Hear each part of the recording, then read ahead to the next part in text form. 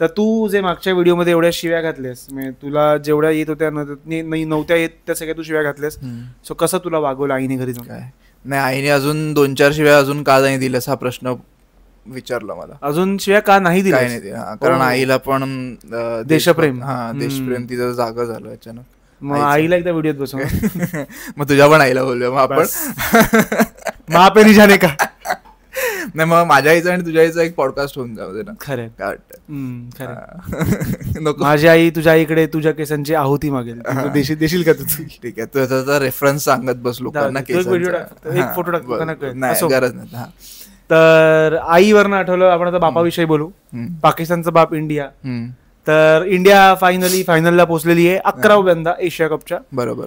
त्यात इंडियाने 7 वेळा मारलेली आहे ट्रॉफी, आणि वन डे फॉर्मॅट मध्ये आणि एकदा T20 मध्ये. 2016 जिंकलेली, आय गेस 2016 जिंकली होती, आणि आता लास्ट इयर इथे जिंकली होती, वन डे जिंकली होती. सो 3दा जी मला हरली होती, तर मला एकदा लक्षात इंडिया पाकिस्तान हरली होती. एकदा अजंता मेंडिसचा तो स्पेल होता तो, आणि एकदा कधी हरली मला माहित नाही. पण इंडिया खूप अशी डॉमिनंट एशिया कप मध्ये प्रॉपर डॉमिनन्स दाखवला, आणि आता पण कळलंच आहे आपण फायनलला पोहोचलोय. करेक्ट आहे. आणि आज जी मॅच आहे त्यानंतर आपल्याला कळेल की इंडिया आणि पाकिस्तानची पुन्हा एकदा फायनल लागणार आहे. हा, ऍक्च्युली म्हणजे आज कोणाची मॅच आहे बोललास तू? बांगलादेश आणि पाकिस्तान. अच्छा, म्हणजे कोणी जिंको पाकिस्तान फायनल. पाकिस्तान, ईस्ट पाकिस्तान किंवा वेस्ट पाकिस्तान.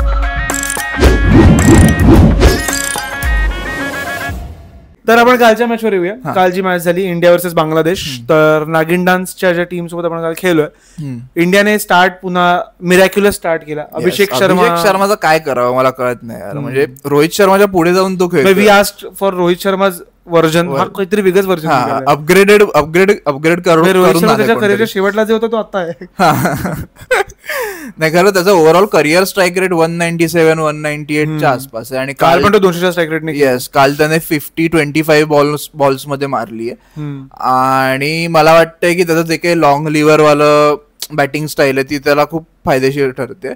काल मी कमेंट्री मध्ये कुठेतरी ऐकलं की नंतर एक्स्ट्रा इनिंग्स मध्ये वगैरे ऐकलंय की युवराज सिंग त्याची जी काही ट्रेनिंग घेत होता त्यात त्याने त्याच्याशी ट्रेनिंग करवली आहे की तू मागचे जे बॉल आहेत ना, बॅकफूट प्लेअर आहे, सो त्याला सांगितलंय तू कुठलाही बॉल असेल ना, तू त्याने ती प्रॅक्टिस करवली, तू कुठलाही बॉल जागेवरून रीच करायचं. सो त्यावेळी त्याचा रीच बघशील त्याला बॅकफूट कव्हर ड्राईव्ह नावाचा काहीतरी शॉट त्याने खेळायला लावला. कारण तू बघशील त्याचे शॉट तुला असं वाटतं की अपिश खेळतो, तुला असं वाटत नाही की तो एक म्हणतो ना आपण एक हे घेतो, आपण मागे जाऊन एक आपण काय म्हणतो एक पोझिशन होल्ड करतो की आपण काय म्हणतो लाईक पिकअप.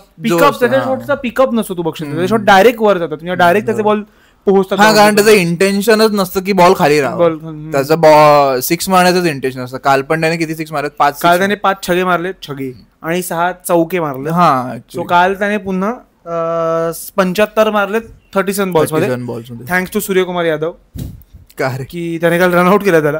कालही त्याची एक सेंचुरी होती. येस. आणि वीरेंद्र सहवाग पण त्याला त्या दिवशी तेच सांगत होता की जर तू 70ला पोहोचलास तर मॅक्झिमम टाइम तुझ्या डोक्यात हेच चाललं पाहिजे की मी 3 आकडे कसे पार करेल. हा, हे तो माणूस म्हणतो ज्याने 290 वरती 6 मारून 300 मारलेत आणि जर तेच करत आउट पण झाला एकदा. 294 ला आउट केलेला सहवागला. ठीक आहे, माणूस कधी चुकांमधनं शिकतो. येस, आपण कधी शिकणार काय? हा, तो बोलत होता की तुझा जेव्हा करिअर संपेल तेव्हा तुला त्या इनिंग्स आठवतील की यार का नाही मी खेळलो सांभाळून. तेव्हा तर सहवागला कदाचित आठवत असेल ती मुरलीधरनची कॅच 294 वाली. तर हा, तो तेच सांगतो की करिअर संपल्यावर तुला गोष्टी आपल्याला नंतरच रिअलाइज होतात, रिग्रेट्स आपले असतात. खरंय. नाही, पण मला नाही, मला पर्सनल नाही व्हायचं. हा,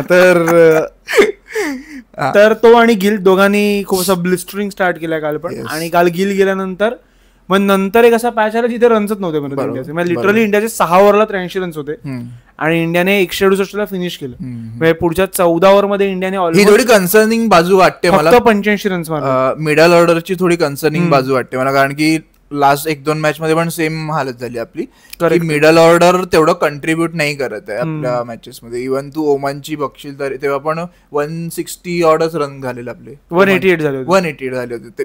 त्या हिशोबाने ते कमीच होते ओमानच्या विरोधात. ओमानच्या विरोधात ते कमीच होते. बरोबर. आणि तेव्हा आपल्या किती विकेट्स पडले? ऑलमोस्ट 8-9 विकेट पडले. तरी सूर्या बॅटिंगला नव्हता आला. सो हे फॉर अ रिझन असं, कारण की वरचे दोघं एवढे चांगले खेळतात, ती जी हे इंडियाला सवय टॉप 3 खूप भारी खेळतात आणि मध्ये काहीतरी फसतात ऍक्च्युली. सो जुना ट्रेंड अजूनही चालू आहे. येस, नाही पण फायनलचा प्रेशर असू शकतो. एशिया कप जरी असला तरी तो युजलेस टुर्नामेंट आपण बोलत असलो तरी सुद्धा काहीतरी प्रेशर असेलच फायनलचं, थोडंफार नॉर्मल मॅच पेक्षा जास्त. सो ते कदाचित कसं सांगू, ते वर येऊ शकते, ते जी विकनेस जो तयार होतो मिडल ऑर्डरचा तो कदाचित. पण मला कळत नाही इंडियाचे मिडल ऑर्डरचे बॅट्समॅन कोण आहेत. म्हणजे कालही इंडियाने संजू सॅमसनला बॅटिंग नाही करवली. शिवम दुबेला का पाठवलाय वन डाऊन मला कळलं नाही. संजू सॅमसन तिथे आला असता जर तरी किंवा सूर्याने यावं, 2 डाऊन यावं, सॅमसनने 3 डाऊन यावं, पण यावं. काल तो 5 डाऊन नंतर पण बॅटिंगला नाही आलाय.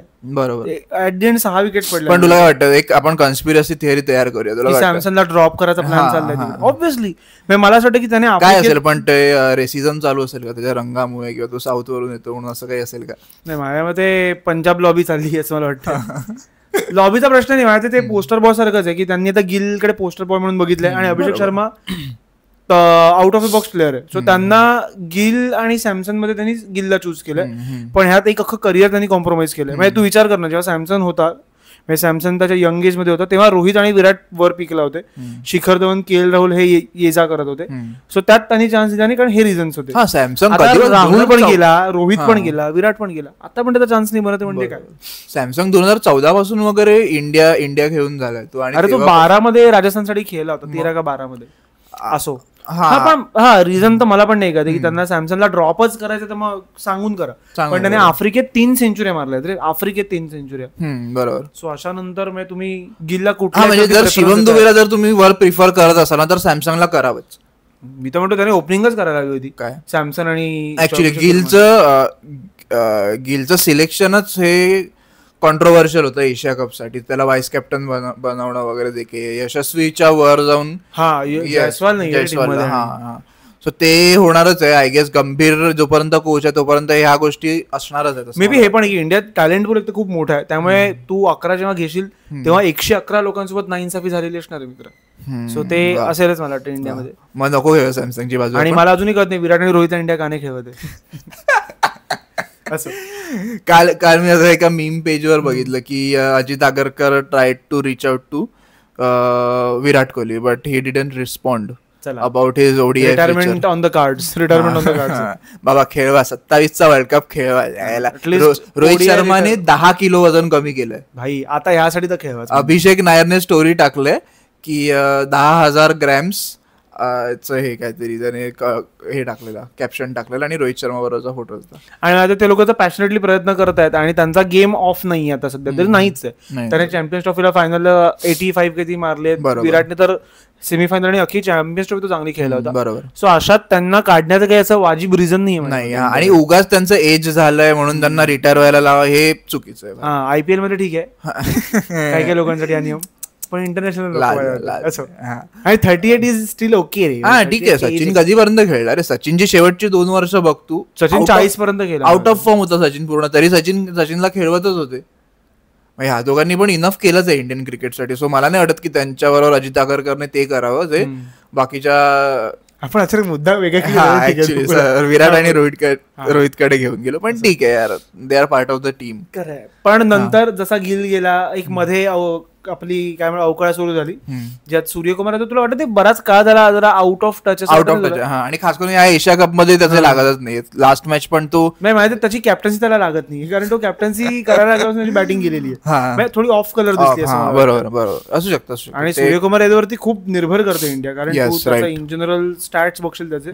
So he is better than Kohli, जे कोणी बाबर आझम, जे कोणी T20 आतापर्यंत त्यांचे भारी रेकॉर्ड्स होते त्यांनी सगळे मोडले. तो आता 1 नंबरला आहे T20. आणि फिल सॉल्ट पण ज्या पद्धतीने चालला तो सूर्याचे पण रेकॉर्ड्स मोडतोय आता सध्या. पण सूर्याचा फॉर्म कन्सर्निंग आहे. त्यात दुबे गणला, तिलक वर्मा पण आल्या थोड्याफार शॉट्स करून एखाद शॉट वरून आउट लॉक करायला गेला, मग तो लॉक स्वीप करायला गेला. बॉलर ऍक्च्युअली मस्त आहे, तंजीम साकिब, तो मस्त बॉलर. त्याने किती वेळ घेतला? हा तोच बॉलर आहे. अंडर 19 वर्ल्ड कप जो झाला होता, जयस्वाल वगैरे, तिलक वर्मा वगैरे, त्याची बांगलादेश जिंकली होती माहिती फायनल. बरोबर. त्यात ह्यानेच मारामारी वगैरे केल्या, तोच आहे. अच्छा ओके. मग पेला त्याला पेला हा तो तावडी, हृदय, विदय हे सगळे त्याच टीम मधले. अच्छा ओके. सो त्यांची सगळ्यात प्रॉमिसिंग बॅच आता सध्या क्रिकेट खेळते. पण ते प्रॉमिसिंग खेळतात की नाही माहिती. पण श्रीलंकेला हरवलं त्यांनी. पण त्यामुळे बॉलर खरंच चांगला तानझीम. नाही काल त्याचा रिदम कडकच होता कालच्या मॅचला. पण जरा किती विकेट घेतलं? त्याने काल एकच विकेट घेतली, पण त्याने 4 ओव्हरला 29 रन दिलेत फक्त.